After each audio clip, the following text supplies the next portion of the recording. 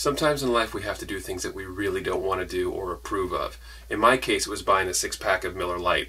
Now, I bought these beers because I was doing a retro can roundup piece for Today.com, and this is the old throwback 1980s can that Miller has reintroduced. So I took pictures of the cans, but I haven't really had one of these beers yet, so I figured because I have the beers, I will do a beer review of Miller Lite, something I haven't had in a very, very long time. So I've chosen just a real typical glass here, nothing too fancy or exciting. As you can see, the beer pours fizzy yellow. It smells of grain a little bit of sweetness, a hint of corn.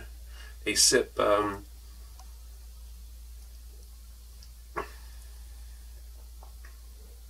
it's a little bit watery.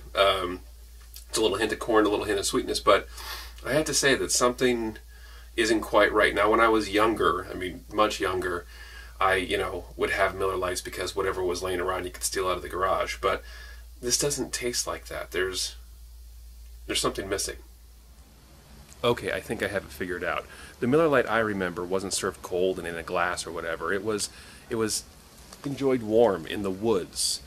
Maybe a can that was left in the garage, that your dad forgot about and you stole, or maybe you hid it in a crook of a tree for a couple of days. So let's see how this tastes warm from the can in the woods.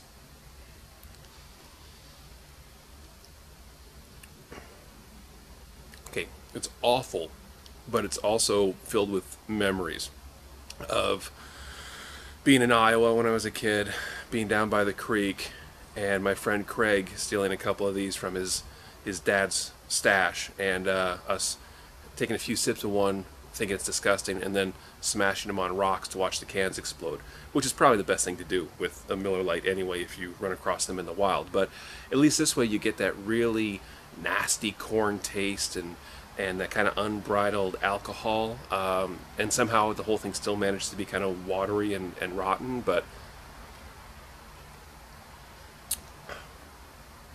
I will say this is the best way to enjoy this beer.